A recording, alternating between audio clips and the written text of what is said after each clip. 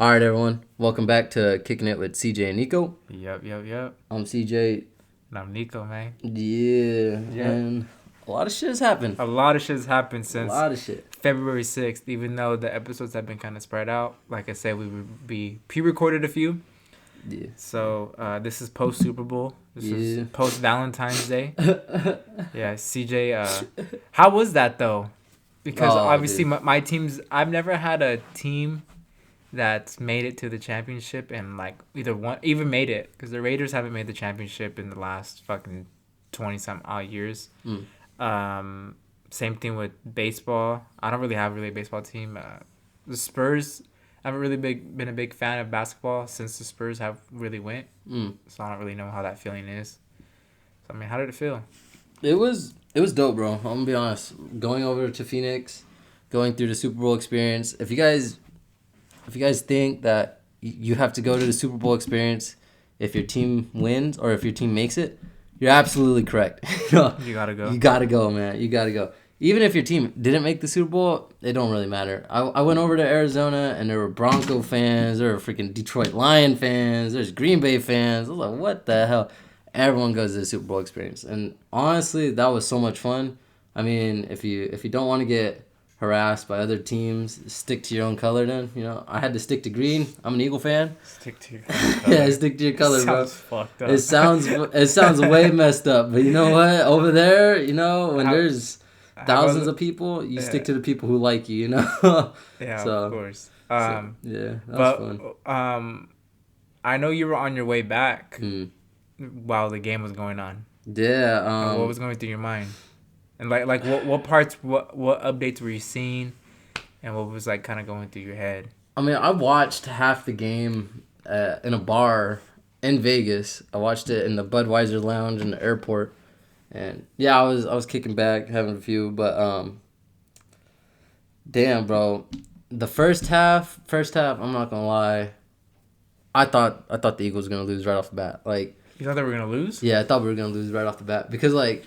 KC's like intensity was ramped, bro. I don't know like what they were on, but they were on something, man. Because Eagles were just dead. If there's one thing I do have to say though about that is like it seemed like the Eagles were just calm and collected. Yeah, that's the thing. But then also like it kind of seemed like, which is, I mean, it's a good thing. You know what I mean? Like if you're not nervous, I know definitely like I could think back to when the Broncos played the Seattle Seahawks. They were just nervous from the jump. There was that fumble in the first, the snap that went over Peyton Manning's head.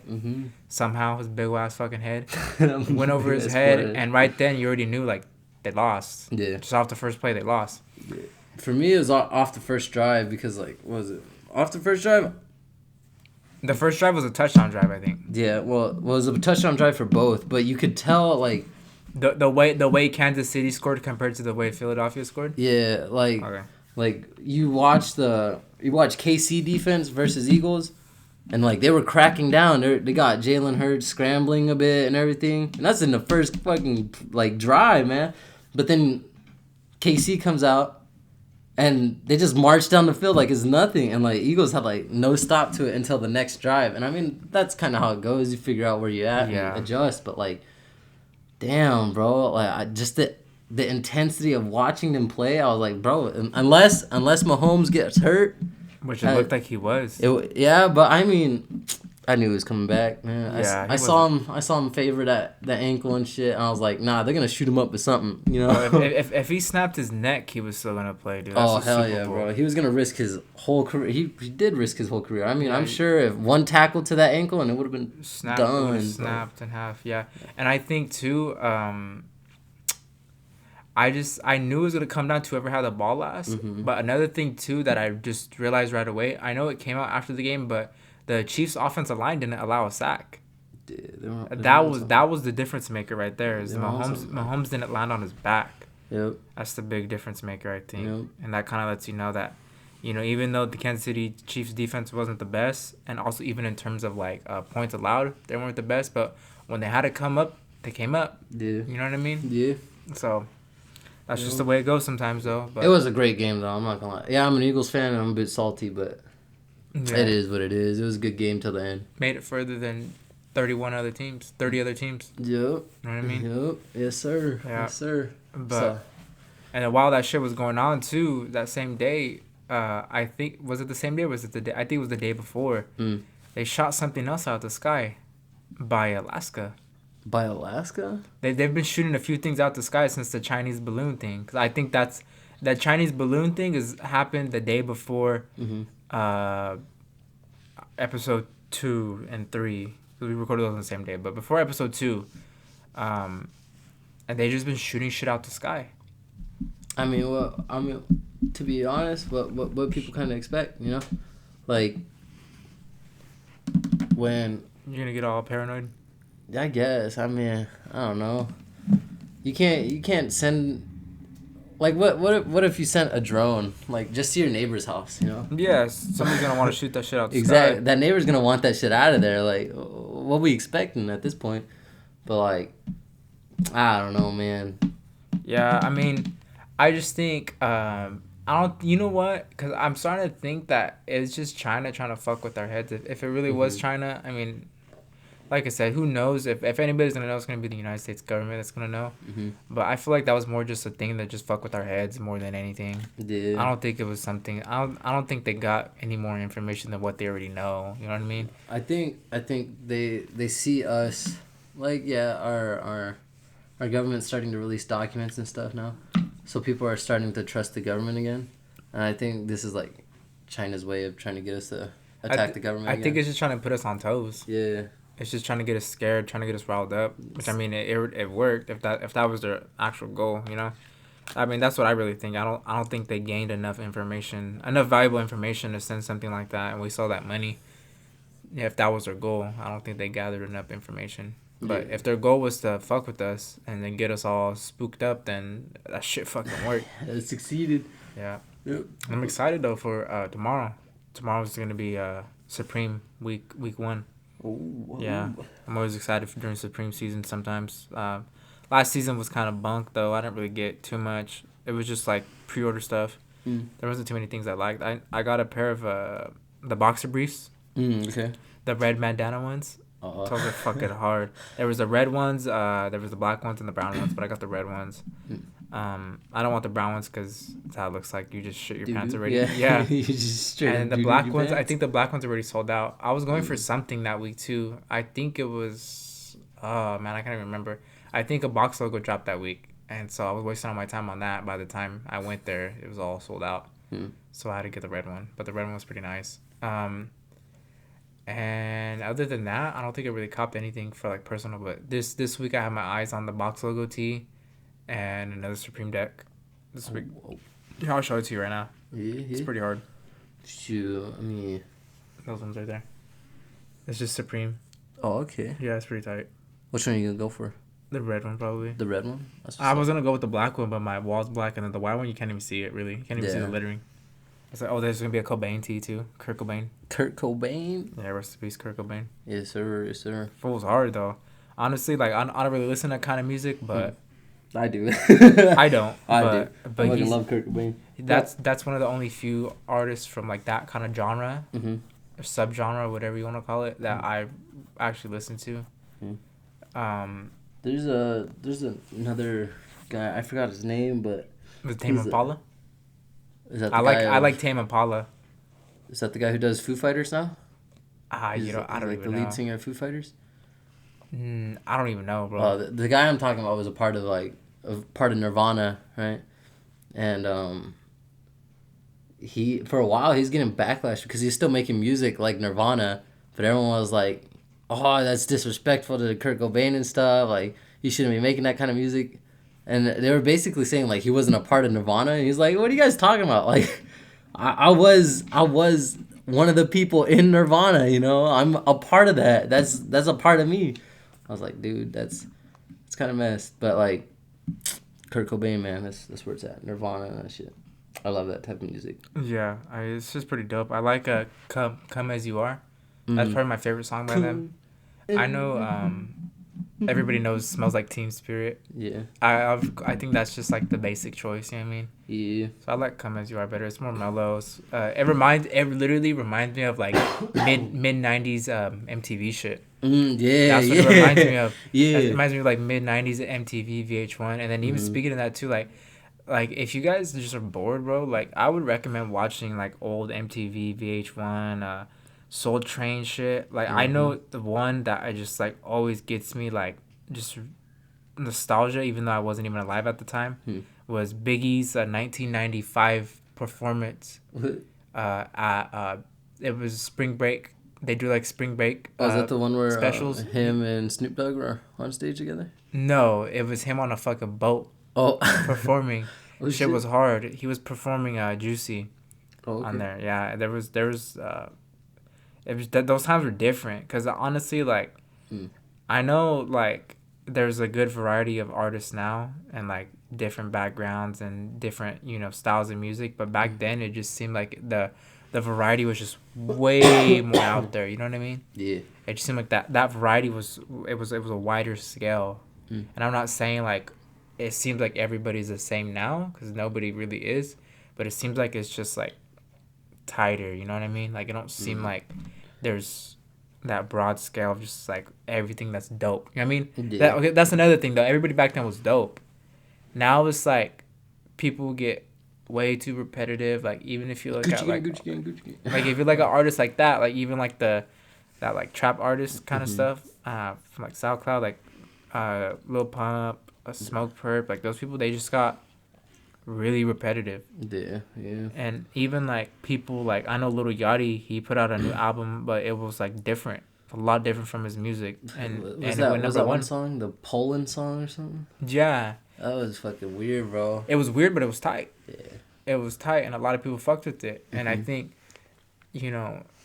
artists who just become repetitive, if they remake their style and it pops, that's kind of what makes their legacy the legacy. Because even you could look at all kinds of artists from back in the day. They've changed their style a lot. Like even, like for example, Jay-Z.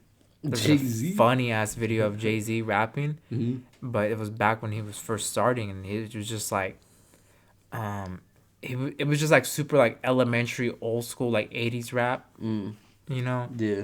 And then of course like as he evolved his music, it's just got way better, way more creative. It's not everybody's cup of tea, but that's kind of what made his legacy his legacy. Yeah. I think remaking your style, bro. What I'm most sad about nowadays, or maybe it's still out there and I just don't see it, but like you don't get much classic rock anymore, bro. Like no one likes that genre anymore. It kind of saddens me because I really love that genre. Yeah. That's like some shit my dad always put into me, but like you don't get that no more. So like every time you hear a song that's like sort of rock, it's like, yo, I bet like you gotta like hype this. Sometimes you get lit. Like I remember I know you know this fucking these memories, but just like that classic rock that they would play at the baseball games. That music. Like because it was either that or it was either our playlist. And our playlists were like, it was short. Yeah, but not only that, they'd have a lot of profanity. Yeah, so it would just be like a lot of censored shit. You know what I mean? Half the songs bleeped out. Yeah, like I know I remember this memory. I don't know if I have it wrong or not, but remember we were playing against what school was it? It was one of the Christian schools. Fresno Christian? I don't think so. What's King's Christian? King's Christian? You remember when they played Highway to Hell? Yeah, it was funny, bro. Yeah, and it was just hilarious because we were bumping Highway to Hell playing against a Christian school. And it's funny because I don't even think we won that game. No, we did. Did we? Yeah, if it was King's Christian, we won. We won? Okay. Yeah, that would have been funny if we would have lost. Oh my god, we would have lost. Been embarrassing. Or like I remember, our coach would have quit, bro. I remember Welcome to the Jungle when we played against Granite. That one fit that vibe that day. Yeah, it did, bro. Come back, almost fought, fucking just clawing back. It just seemed like everybody, for some reason, it felt like everybody got hot after like that third or fourth inning. Whenever that happened, everybody got hot. So I went 2 for. Our catcher got fucking trucked. Yeah, because I came in the game. I wasn't playing that game. Mm-hmm. I didn't start. But when I came in, I went 2 for 2. I remember even seeing who was it? I don't remember. I remember somebody going like perfect batting average for the rest of the game after that. Like I think they had like 2 or 3 at bats after, and they went like 2 for 2 or 3 for 3. Oh, probably Big Boy Bustin'. Somebody, dude, somebody like a few other people I seen just go off, and I was like, holy shit, like we're gonna come back and win. I just had that feeling though. You know what I mean? Or isn't it weird? Because sometimes do you sometimes feel that feeling whenever like we were in like games that we had a big lead or we had a decent lead, and you just had a feeling we were gonna lose, and we did. Or when we were down, you just had a feeling that somehow we were gonna win. No, I never really had it for like Baseball. losing and then coming back, or losing and then we actually lose. But what was it? There was one time where what was it? Carruthers, I think it was. Did you ever play against Carruthers? It may have been junior year. I don't know. Maybe not. Maybe not. If it was junior year, then I doubt it. Well, we weren't getting booty smacked at first, but we were all right. And I'm like, I don't know what happened, but like I think we switched pitchers, and after that I was like, no, we're done. We're done. Yeah. We're done for. Like they just started smacking hit after hit, and then we just started making errors. Like it was not good. We were kind of always known for that though. Like we almost did that against Layton, bro. You remember? Were you there for that? We almost did that against Layton. Every time we played against Lane, we smacked them. Oh, dude, we were smacking them like 14 to like 2, right?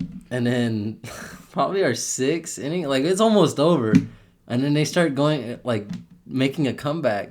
It went from 14 to 2 to like I think it was like 14 to 12 or something. I was like, what the heck?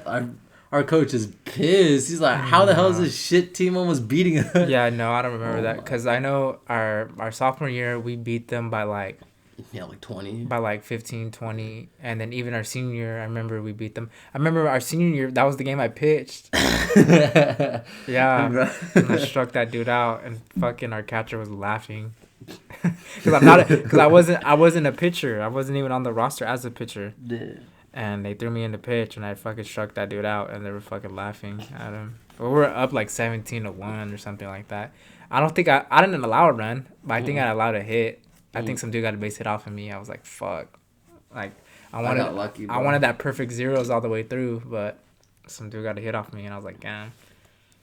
It's just like... I got lucky with mine, because I remember whenever I came in against CVC during the tourney. I don't think I was there. Oh. Yeah, I came into pitch, and it was like 3-0, so we were still kind of in it. Our coach had just pitched our best pitcher, and he's kind of fast. He was faster than me, that's for sure. But he threw me in after him, and the speed difference between our best pitcher and me was enough just to strike out 3 guys. But they were just all tripping. Yeah, but shit. Like I have somebody here right now for me real quick. All right, so we're gonna have to put this on pause real quick. We're gonna come back right now. Hold on. All right. My bad. I had somebody pull up for me real quick for some shoes, but yeah, I don't know. It always seemed like we always had good luck when we were playing rock and roll music and fucking classic rock and shit. Yeah. At the games, I don't know why. It got us hyped. That's what that type of music's for, though. If you think about it. To get hyped, huh? Get hyped. Yeah, bro. Most definitely. Like those were like mosh pits started, bro. Like other than screamo stuff and everything, like yeah. You go to a rock concert, there's gonna be a mosh pit. I don't fuck with no screamo fucking music. I don't think anybody does. No, I don't like screamo. I like to enjoy my music, man. So if you're just screaming in my ear, I'm not gonna like it. Nuh-uh. Fuck, I just remembered too. I gotta record another video tonight too. Yeah. I gotta put out a second part to the Oh, speaking of video, like reseller stuff. Yeah. The reseller like the guide kind of. I put out like all the like shit that's gonna come out. This is coming up weeks or so, and just talk about it. I did one last week. I did all right. Shoot. Talking about videos. I mean, I recorded all that, or most of that the Super Bowl experience stuff. Like I had a GoPro on my chest. Oh really? Yeah. So I don't know. For a while, like you see a lot of people with just regular photos or like regular pictures or like regular cameras and stuff. Mm-hmm. But then like I started walking by people, and like people would notice that I have a GoPro on myself. So obviously they do two things. They'd either go, "Hey, that's pretty cool," or they'd look the other direction, thinking that the camera's on. Yeah. So they would try to be off guard, yeah. Type shit. Yeah, like. Or they'll start like waving at the camera, like, "Yo, what's up, dog?" I'm just like, it's not on. Oh, okay. But no, I got quite a bit of it. Probably like maybe an hour max, probably. An hour of footage. Yeah, That's dope. Hour of footage. Yeah, I remember even like looking back at like old school. There was a video that came out. It came out around like end of 2019, 2020, where they were showing like the different decades of end of school, and it went from like 80s, 90s, 2000s, and it was just so different how people reacted in front of a camera. Like the people who were really camera shy were like really, really camera shy, and the people who really wanted to be in front of it, they were like fucking really like jumping in, like waving their hand and smiling hella hard and shit. Yeah. And the people who didn't want to be in the front of the camera were like hiding away. Like literally like trying to go in the corner, like hiding. And I was like, damn, this shit's way different. Now people just like, I don't know about like acting normal per se, but like I feel like people kind of have a better grasp of how to act in front of a camera. You wanna know why? I think I know the exact reason why. Snapchat. I don't know, like Snapchat, but like you see all those people on the news who like photobomb the news people. Yeah. So like we all know what to not do. Like the fuck around the pussy guy. Yeah, like we all legend. saw that, so we're all like, okay, we know not to say that in front of a camera, you know. Or to say that in front of a camera. To say that in front of a camera. Uh.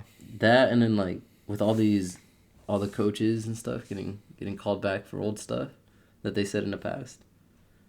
Oh God. Yeah, so everyone's kind of on guard about what they say. Oh yeah, most definitely. Yeah, or at least if you're not, you're playing a risky game, man. You're playing a risky game. Yeah, I mean, I feel like that kind of era, this kind of era of like having to really, really watch what you say in front of a microphone and a camera, I think that era's gonna pass by really soon. I think people are just gonna be like, you know what, like. Who cares? Not really that, but like they're gonna see more of the bigger blessing of it than a curse. And I think I feel like we've talked about this before, but just like harp on it again. It's like whatever anybody says, that's up for your interpretation of what you believe in. And of course, people are gonna be like, well, if it's their interpretation and be offended, then they can interpret that way. And it's like, yeah, cool, but if you're offended by it, why do you keep watching it? Exactly. You know what I mean? Yeah.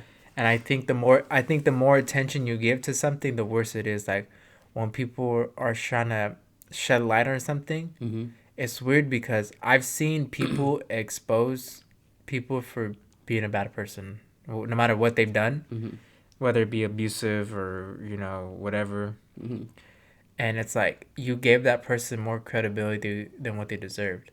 But then there's people who try to do good things, like feed the homeless and try to get people off of drugs and shit like that, and you shed light on it and you don't really care.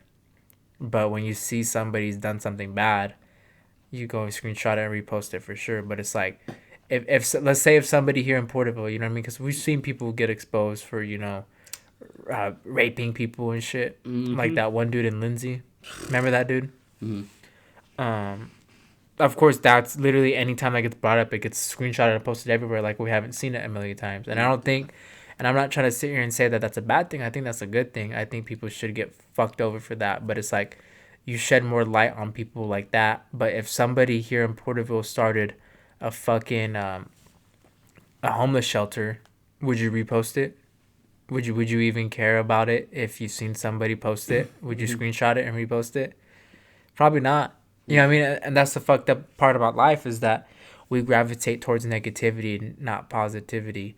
And I don't think that's necessarily human nature. I just think what we're programmed to kind of fuck with now because of the last 10 or so years of social media and the way like things are differently now. I just think it's up to people and up to like, influencers to make it better. Yeah. I mean, anytime you have some sort of, like, how should I say, input into someone's thinking, like into their thoughts, you shouldn't be looking to completely destroy their thoughts, you know, like kind of build up their thoughts or build up their thinking processes. Like there's just a lot of stuff in the world that people are like, oh, that's just common sense, but it's like it's not. It's really not. Like there's some common sense stuff that people say now that's like, bro, what are you talking about? Like what no one in this world is actually like messing with that sort of stuff, you know? Like what are you doing? But I don't know. If you can change someone's thinking, which a lot of people can. If you can change someone's thinking, change it for the better, not the worse. You know? Like try to better yourself, not hinder yourself, you know, hold yourself back, and life's just gonna pass you by. But I don't know. I try to think positively. Yeah, and I mean, even too, it's like, of course, of course, to me, I think if somebody is like a rapist or a pedophile, yeah, no matter what they've done or no matter what they do, that will never eliminate that. No. But if somebody did something that may have been mildly offensive a few years back, yeah, and all of a sudden all the charity work and all the good things they've said or they've done and all the things that you appreciated them for, you're just suddenly going to drop them for that. I think that's not necessarily a problem with them. It's a problem with you and your judgment of character. Because the same people who do that kind of stuff have friends that they can't trust, have friends that are manipulative, have friends that do more harm to their life than that famous person ever could. Mm-hmm. So it's like, you know what I mean? You continue to associate yourself with people who have an effect on your personal life directly to you, mm-hmm, but you'd want to unfollow and discredit a person who's famous for not being perfect. Yeah. And it's like, even like today, you know, the whole thing with the Tate brothers, with the whole situation. Oh, yeah. They got two people put them on blast, put the people who like accused them on blast for they had proof from a what's not conversation of them pretty much staging the whole thing, and it's fake.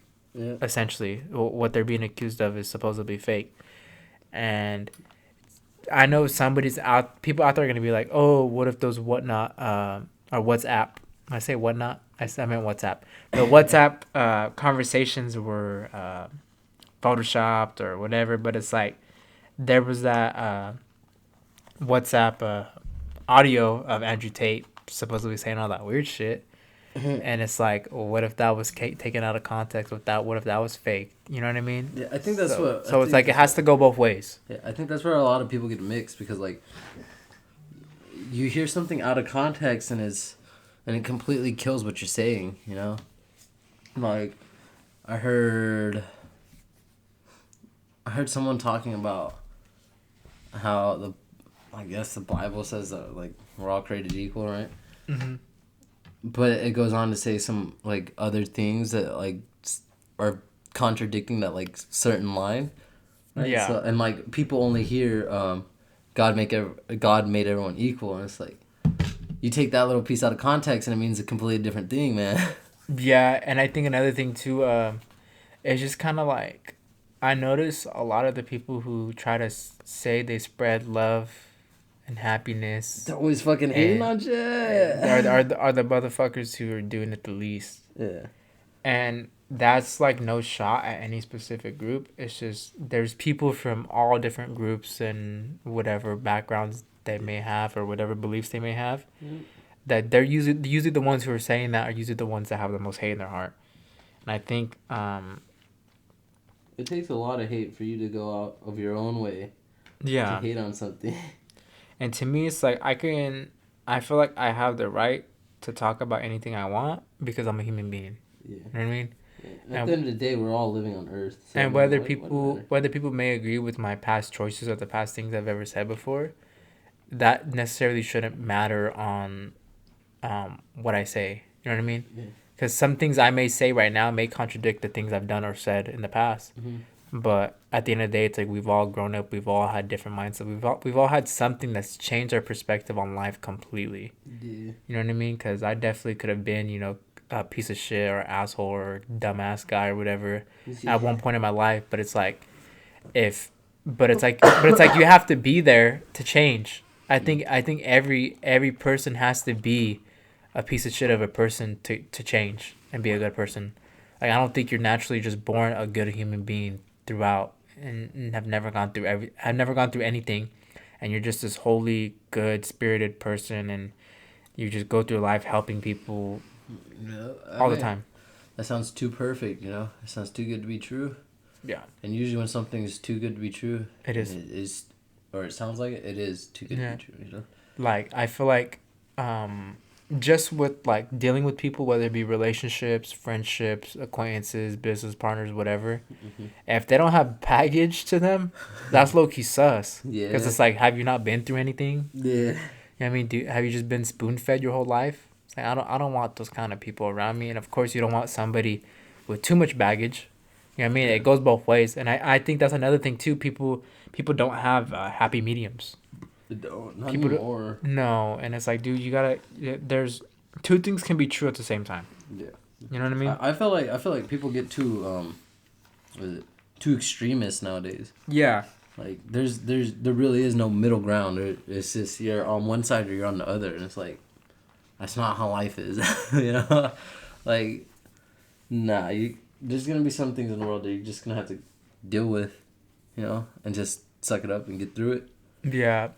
And it's boring. Yeah. It may not be the funnest thing in the world to be in the middle, but it's like that's the only way you're gonna earn respect. Because nobody's gonna respect you for being too far one way, too far the other way. Because then you're just not gonna have a level-headed mind. Yeah. And we don't have a level-headed mind.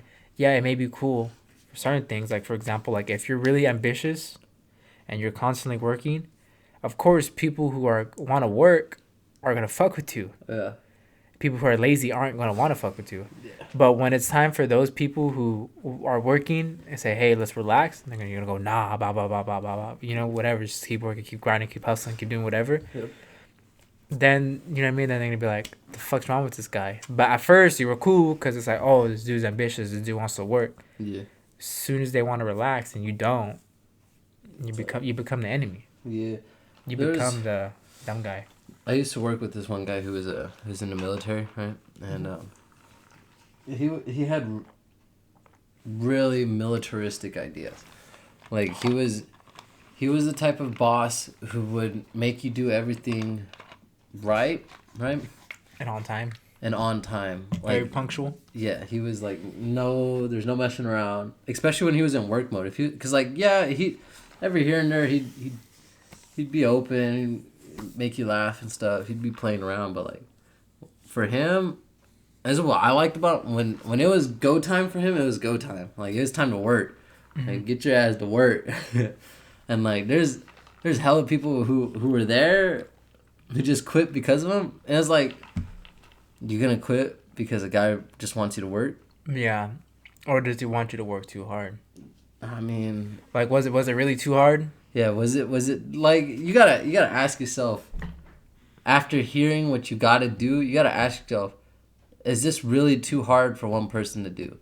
Because there was a lot of things at my work where I was like, dude, that's impossible to do by myself. But then once I started it, I was like, oh, okay, this ain't too hard. Like yeah, I was just overthinking it. Yeah. And I mean, it's that overthinking part that people kind of just get caught up in, I think. I mean, I don't know. I'm the type of person when I go to work. I usually don't get on my phone. I don't text no one. I don't call no one. Yeah, I mean, I thought college was gonna be near impossible to do. Yeah. But I'm gonna get my second AA. Did it twice. I mean, I didn't think it was. I thought it was gonna be near impossible once. And I think it's just a matter of just going through the motions. You just gotta throw yourself at the wind and hope you fucking fly. Yeah, I mean, to me, it's once you know what you want in life, that's it. Yeah. That's it. Like, just run with it. If you know what you want in life, just run with it. Because eventually it's got to work out. Eventually. Now, don't get me wrong. It's probably not going to work out the way you want it to, But it's going to work out in a different way. Like, there's always a silver lining. You know, and if you don't see the silver lining, well, that's where you got to ask yourself, how bad do I really want it? Because sometimes that silver lining doesn't come up until the very end. It's like, but like you gotta ask yourself, is this what I really want? I mean, yeah. And if you say yeah, fucking go for it. You don't let anybody tell you different. You just go for it. You keep your head down and you keep moving forward. That's what you do. Yeah, but man, nowadays people don't know what they want, man. No, that's another thing too. Is like I rather want a lot of things and not get everything, get some things, than to want nothing and then you're gonna get nothing. Yeah. Yeah, I mean, I know a lot of people that are just like too relaxed with life, and they're just too like whatever. They're just like, they'll be like, oh, this and this going on with my life, like drama, blah blah blah blah, like all this stuff's going on, and I go, okay, well, what are you gonna do about it? I don't know. Just gonna let them do whatever they want, talk whatever they want, and I'm like, why? And they're like, oh, if they say something about me, I'm gonna say something back, and I'm like, okay, but then they'll be like, but it doesn't bug me. I go, well, does it bug you or does it not bug you? Yeah. You know what I mean? Sounds like it's bugging you. Because if you're going to say something, it's going to bug you. Like, even this happened, I'm not going to mention nobody's names. I'm not going to mention no scenarios, but they were just like, yo, like, I mean, me and this person, we're going back and forth, blah, blah, blah, blah. And I'm just like, all right. I go, well, either you're going to have to just shut up and not say anything, or you're going to have to take it physical. And they're like, I can't, because they might tell the cops or whatever, or you know what I mean, I might get in trouble for it, blah blah blah. And I go, okay, well then, if that's the case, then you gotta let them know, hey, you know what, like, just drop it. You know what I mean? Is what it is. Like, just drop it. It ain't worth fighting over. It ain't worth still talking over. Just do you, and I'm gonna do me. We're just gonna be mature about it. Yeah. And I feel like that definitely helped out their situation, because it's like, I felt like neither of them wanted to be the bigger person and wanted to like just, you know, squash it. But it's like, at the end of the day, it's like, sometimes, even though to somebody it may seem like an L, but just because you took an L doesn't mean it's a bad thing. Yeah, learn from it, man. Learn from your losses. Yep. People never stop learning, you know, and most people probably think that like that goes for educational wise, but like, if you're not learning anything, then that means you're not looking back on what you did, you know? And if you don't look back at what you did, you're not going to know. You know? No, you're not going to know. You ain't going to know. You gotta actually think about what you're doing to know what you're doing, you know? And I don't think people think enough. Or at least they don't think independently enough. They always got to ask someone like, oh, well, what do you think? What do you think? And yeah, that's good, but like, you can't let that person live your life, you know? It's good to get second opinions, but once you start needing validation from other people on everything, that's when your life's gonna not be formed by you. It's gonna be formed by somebody else. Yeah. That's like, for me, my parents aren't really the most how would I say it? They're not really connected with the new age of like technology and the way things are. And I applied for a credit card. Keep in mind, I'm pretty young, so this is something that's like, I wouldn't say like I'm way late, but I'm not super early either to this party. And so I thought, you know what, I need to start building my credit. I need to think about my future. You know, if you guys are listening, you guys don't have any financial history, if you guys don't have any credit history, like me, if you're old enough to do it, but do it responsibly. Do it smart. Do it really smart. Fucking do research. Know what the fuck you're doing first before you do it. Because I feel like I have enough grasp of just finances, because that's kind of what I'm studying right now too anyways. And just watch a fucking video. It's not that hard. Just watch a fucking video. It's really, there's 10-minute videos that will explain to you whatever credit card you're going to apply for. It's going to explain to you all the different things about it. And then if you don't know what APR is, if you don't know what late fees are, I mean, it's kind of fucking self-explanatory like that. But certain things like APR, whatever benefits, whatever things about it, just look it up on fucking Google. Read it. And if you don't understand, ask your parents, ask somebody older, call the bank, ask them what it means, explain it. It's really not that you have all the resources in the world and you don't fucking use it. Yeah. But start building up financial literacy, start building up your financial just mindset. Start thinking about certain things that people your age aren't thinking of, because finances will take you way further in life than any of this other shit. And in all reality, it really will. Because you could be book smart all you want, but if you're fucking not smart with money, you're gonna have debt paying for what you learned in the books. I mean, unless you're Conor McGregor, because Conor McGregor was the funniest guy to me in the UFC, other than like, who is it? Chael Sonnen. But Conor McGregor was quoted in his fucking Rolls Royce saying, "I have an unhealthy obsession with spending money, but I have a healthy obsession with making it." Like, unless you're doing some shit like that, you need to really pay attention to what your money going to.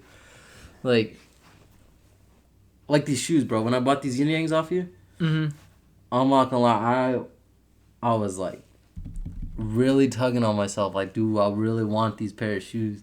Yeah. And it's like, am I okay with losing this, like, whatever money I spent on them? And I was like, you know what? But you got a good deal, though. Oh, yeah. I got a hell of a deal. That's why I couldn't pass it up, bro. I was like, I plugged you. You know what I mean? I was like, I got to. That's just too good to pass up. But, fuck, bro. These are my all-time favorite shoes at the moment. Yeah, right now? Yeah. Your favorite shoes, yeah.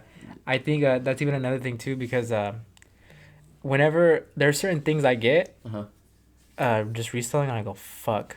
I want to keep that really bad, but then if I do the math and I'm like, no, it's not worth it. Like that board, I got a good enough deal on that bundle that I bought with it, that as long as I break even, I'm cool with keeping it for free. I gotta get a board for free. Why not? Yeah. You know. But if I wasn't gonna make enough money off of it, I would have sold the board. No matter how, that shit's dope as fuck, but I just want to keep it. And then same thing with like t-shirts or shoes. Like, if I'm not making enough money off of the other shit, like, I'm not gonna keep it no matter how badly I want it. But if I make enough money to where I feel comfortable with keeping it, then I will keep it for sure. And then even then too, it's like and like that's another thing. I've seen people make like these arguments about like against reselling, and it's like you shouldn't look at sneakers or things like that as assets. But it's like, as long as you take care of your shit, no matter what it is, it's gonna hold value no matter what, really. Yeah.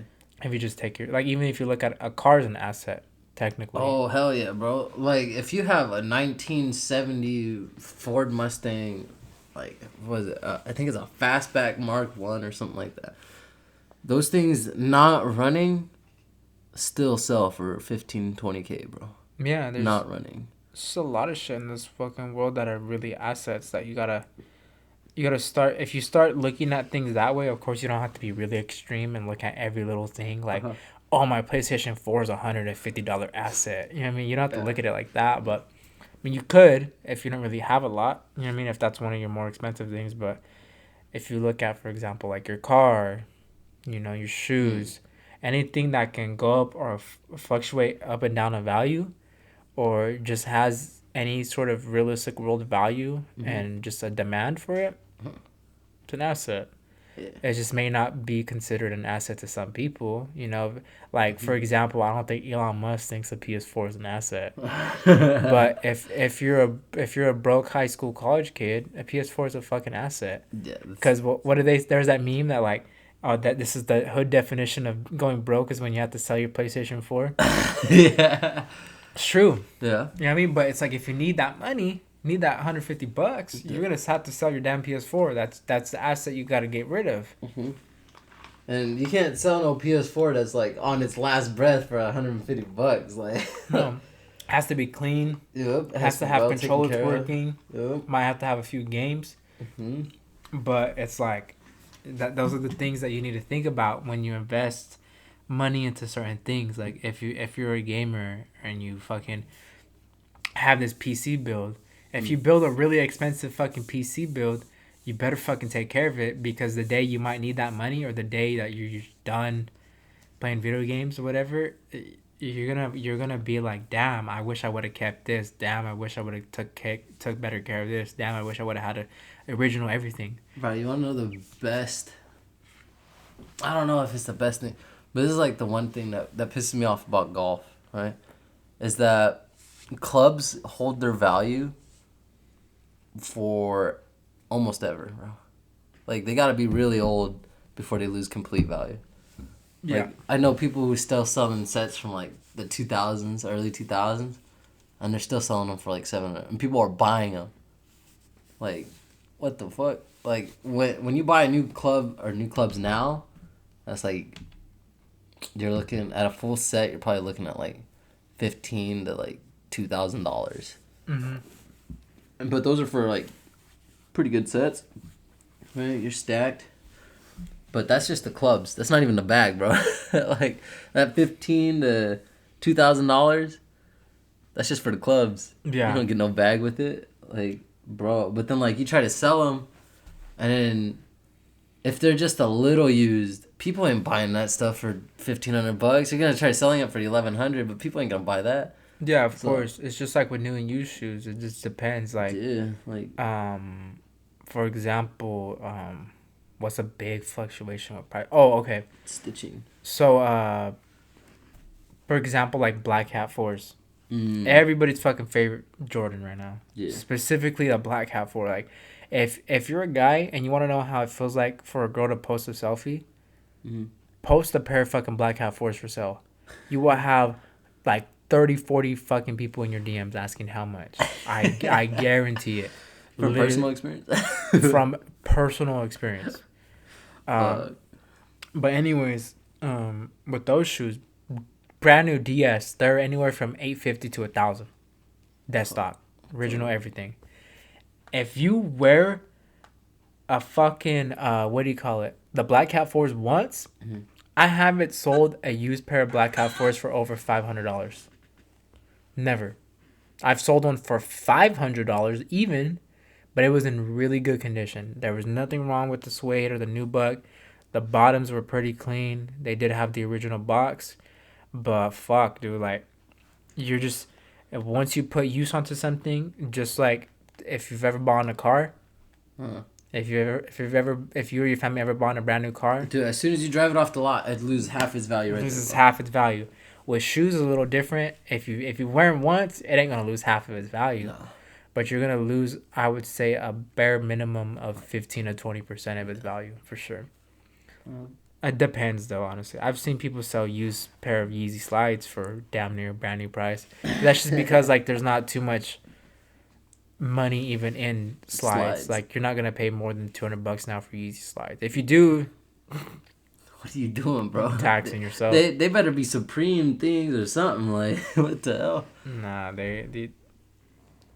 Nah, even Supreme joints. Like, if you get how much do you think Supreme would sell slides for if they made their own slides? Supreme? Yeah. Depends. Retail probably wouldn't be that much. Probably be cheap as fuck, but resale would probably be up there. Yeah. I'm looking at like $200 slides right there. Yeah, resale wise, especially maybe more if it's like the first few colorways. But if it's you know what I mean? Yeah, if it's already if they start pumping out more colorways or whatever, then yeah. Like, I know the first pair of slides that came out, they were like fucking $400-$500 Yeezy slides. But then, you know, as they drop more colorways, as they put out fucking more stock of each colorway, yeah, shit fucking starts dropping like everything. You know what I mean? Yeah. Even like the NMDs. You remember the NMDs were like the original ones were like a band. Yeah. But yes, they keep dropping more colorways. The hype died down. People started getting more and more and more. It's like, bro, that shit. Bro, you know what shoe I really miss? Which one? I miss the Ultra. No, not the Ultra Boost. The Pure Boost, bro. The Pure Boost? Yeah, they came out right after the Ultra Boost. They came out during that Boost hype? Yeah, and they had no cage. Like the Ultra Boost, they have a cage around it. It had no cage, but the laces were all on the shoe. Like, it had still had shoelaces and everything, but it just didn't have a cage on it. Bro, those shoes were the most comfortable shoes ever, bro. I wish I would have bought more of them. But they fucking stopped making them now. Like, yeah.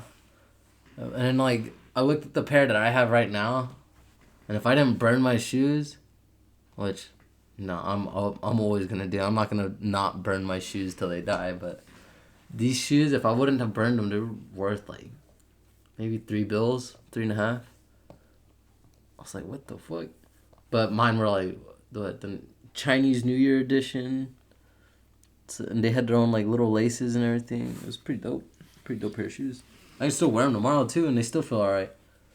I think the only Chinese New Year joints that ever dropped that was kind of like hard, half decent was just the 12s. The 12. The Jordan 12 Chinese New Year's. Mm. The white and black pair. No, it was it the Lows? I think it was the Lows. Mm. What would they look like? They were just white and black Lows with like a little bit of like accent of like some like confetti kind of looking shit right there on the back tab. Oh.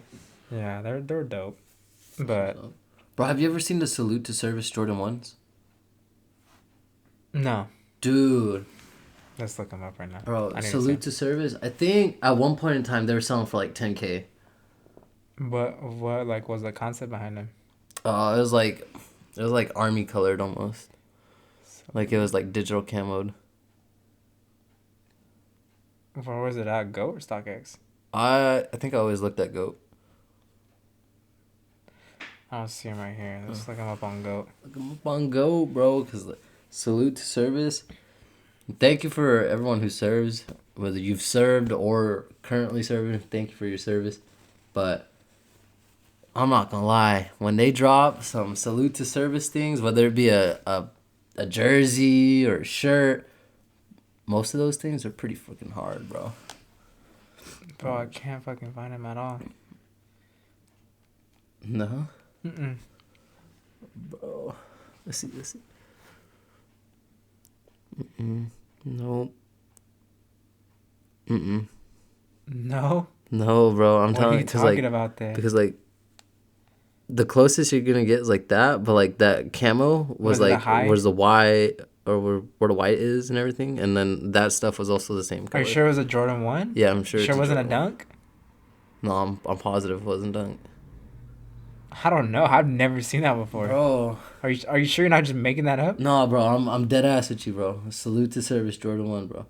They sold for like $10K, bro. I wanted to get one, but they're $10K. I wasn't about to spend 10 racks on that thing. No, hell no. Fuck that. Like I think the shoe that I fucked with right away, no matter what, not because of the hype or anything, was the V-Lone Air Force Ones. V-Lone Air Force. The black with the orange. Those ones are so tight, but like I looked them up today. I seen them today. She fucking just like there were 12 fucking racks, dude. Bro, I ain't gonna pay no fucking 12,000 for no Air Forces, but they're hard as fuck, and they're valuable. I don't know about no 12 racks. I think maybe like max 8. I probably would pay like 2.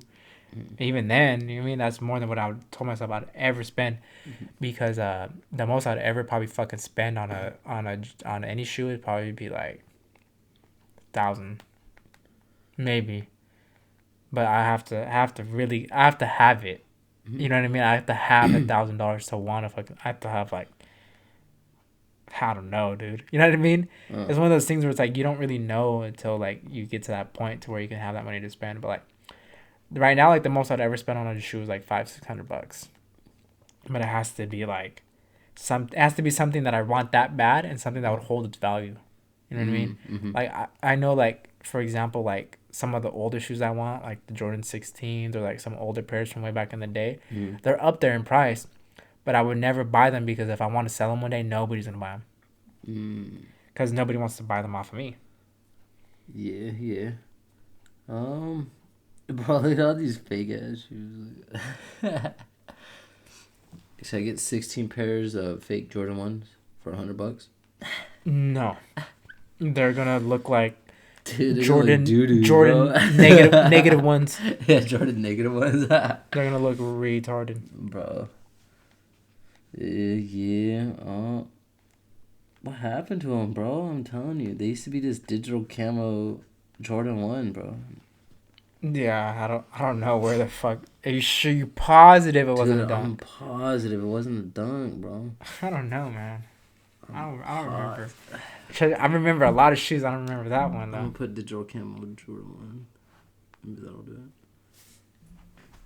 Because, bro, like, I remember looking at them and it was like, they were all right. Like they weren't super expensive, or they were super expensive, but they weren't super like dope, you know. Really? Yeah. Yeah, I used to fuck with them a lot though. Yeah. There was I know that the dunks that shot up in price a lot. MF Dooms. See, they're almost like that, bro. But that like the digital shit was everywhere on it. Like it looked like it had army colors to it. Like it looked like it was for the army. But Damn. Are you sure it wasn't a sample? I don't know. I always thought it was like a auction shoe, you know. Then it was a sample then. Yeah, it's probably like I always thought they were like maybe 100 pairs, maybe. But fuck, man, where they at? I think the shit I most regret about being in high school is not having a debit card, because the shit I would have bought back in the day that drops for retail before it's so much fucking money right now. I remember when the Supreme, all those Go Ass Supreme Bogos hoodies were dropping. Remember like the collection with like the lime green and the light pink hoodies? That sucks, dude. Bro. Fucking Jordan 1 lows with no logo. Look, they're almost like this, bro, but they're Jordan 1s. Or maybe I'm talking about these, I don't know. I have no idea, man. Oh, go? Are you gonna work? Look, they're like, I remember them like that, but they're Jordan 1s. Were they Air Force Ones? I didn't know. Maybe, bro. You make sure they weren't Air Force Ones. For real, bro. You need to check that for sure. But look, like a size 10 in this shit is $2,300, bro. Yeah, but what's the offer? What's the offer in this last sale? Swipe up. You can swipe up on it. There you go. Go to the size 10. Top offer is 65, bro. Last sale was 200. Maybe I can see somebody spending $200 on them. You know what I mean? Not 24 or 2,300, bro. Fuck that. I'm buying that shit. Yeah. Look, this person's selling it $1,600, no box. That's fucking bullshit. Ain't nobody paying up $1,600 for something. I can grab those fucking those red looking Air Forces I had from back in the day and put them up for $2,000, no box right now. Bro, just buy these instead. No, ain't nobody gonna fucking buy them though. Look, bro, someone's selling a pair for $78. What the fuck? Used? Yeah. I wouldn't even pay $78 for no Air Forces used. Hell no, I'd pay like 40, maybe. Yeah, used. Yeah, like I'd only pay 75 if it looks like it's brand new. The only Air Forces that I fuck with are the only Air Forces that are coming out I fuck with are there was an undefeated Air Force. Ooh. Let me show you. They're like multicolor. They're pretty dope. Yeah. And then the Tiffany and Co. Air Forces that are gonna drop soon. These ones. I think these are pretty gas. What the hell is that? You know what? That looks like a knockoff version to the Easters. They look like to me, it reminds me of like a poor man's like PlayStation Forces. Oh yeah, yeah. Air Force PlayStation. Yeah, I was just looking at those today, bro. The Air Force ones. These ones are here. They have that patent leather. Yeah. Yeah. Look how fucking expensive they are, though. Oh, bro. Fuck. Have you seen the other pair? They made 2 pairs of PlayStation Air Force Ones. Fucking bitch. Oh my god, I sneeze hella hard. These ones. The 2018 pair? Yeah, those, bro. Damn, these shot up. Mm-hmm. Fuck. Bro, I'm telling you. They were going for nothing. They were going for dirt back in the day. Yeah, bro, we should have... There's a lot of shoes that were going for dirt back in the day that we should have bought. But it is what it is, man. Yeah, there's a lot of shit we should have bought. Like the bandana BOGO hoodies entities. Yeah. I seen some dudes selling one, selling the blue bandana one for $100, but it had like a stain on it. J Balvin? Oh, the J Balvin ones? Those are kind of hard, bro. They're wild, though. Yeah, I don't fuck with them. No? Hell no, I can't. I don't know what I'd match them with, though, bro. I don't know. Like, that would be my problem with the top threes. I think that's what they are. That's with the white, red, and black blue and then black, red with white, blue. Mm-hmm. Yeah, I don't know what to fucking match with, bro. I wouldn't know what to match them with. Mm-mm. That's too many colors, bro. That's just too many colors. Cause that's red, blue, and then white and black. Those are both opposites. So what the hell are you gonna match them with, bro? Like it's gonna match half your shoe. Whatever outfit you have is probably gonna match half your shoe. And the other half's gonna be like, what the fuck? Yeah, the people are gonna be like, huh? It reminds you of the top threes. Yeah, the top threes. Or the what's the other one called? The all white pair. All white pair. Dude, you have them right now. It's the fuck you talking about? Not all white, but it's like the same as the top threes, but oh, the UNC the Shies, the fearless ones. Yeah, the fearless ones, bro. Yeah, those ones are just out. Those are hard to wear. Yeah, they're dope, but they're hard to wear. Yeah, and I love Jordan 1s. I think Jordan 1s go good with just about everything. Yeah, they do. This shit. Jordan 1's gotta be my favorite. Gotta be my favorite Jordan. I know that's basic as fuck, but I've always liked Jordan 1s. Even back in the day. Back in the day in high school. Although I did see those Ginger 16s. Those Ginger 16s look fucking good. Bro. You know what I forgot to tell you about too when you were in Phoenix? They had a pop-up, a hat club had a pop-up out there. Did? Yeah. Oh. Not a lot of the hats out there weren't too crazy. I was just seeing the stories. But they had a few people go out there. They had DeAndre Hopkins was out there at that shop. you could have got a hat signed by DeAndre Hopkins. Fuck.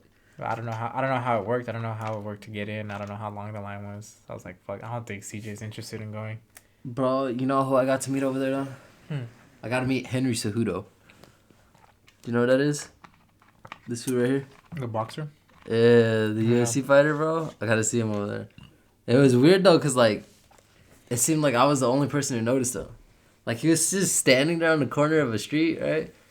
And some bus pulls up. Now I know he's not going in the bus, but he's just standing there, and people are just like walking by him and everything. And I see him like, yo, aren't you Henry Cejudo? And he's like, yeah.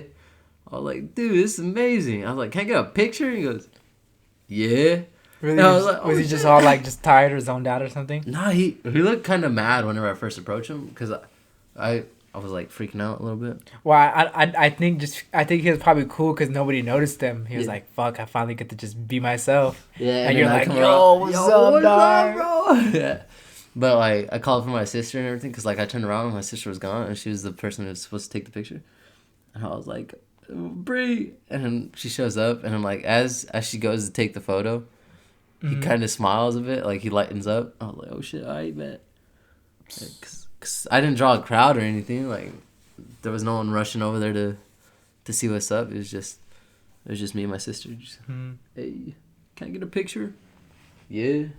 All right, bet. But no, that was cool. I had a chance to meet Randall Cunningham. I had a chance. And you didn't take it? No. Because that fucking Cunningham. Dude, the line to see him. It was long as fuck. Long as fuck. He was in the Caesar Sportsbooks, right?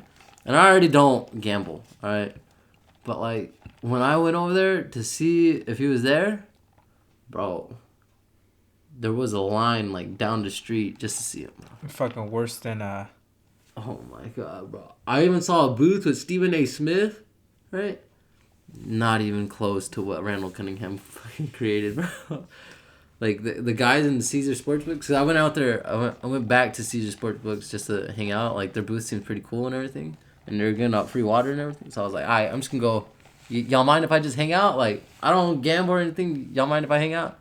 And, like, the place was dead empty. So, like, we don't care, man. Yeah. So I was like, yo, so how was it having Randall Cunningham in here? He's like, it was fucking bananas, bro.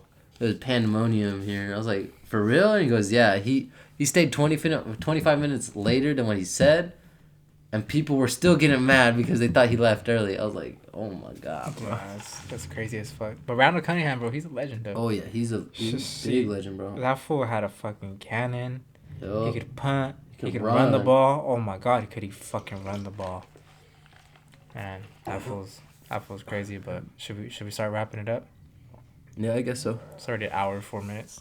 That's usually what the episodes are around for some reason. Bet. All right, guys. Well, it's been episode 4 of Kicking It with Cj and Nico. Yep. Another week's gone by. I'm back from the Super Bowl.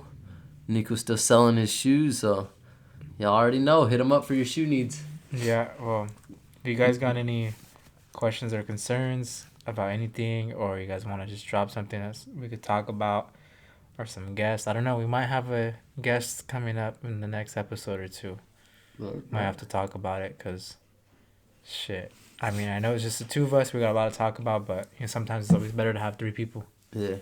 So maybe, I don't know, we might get Alex again or somebody else. I was trying to hit up Steven. Steven, see if you want to be on it.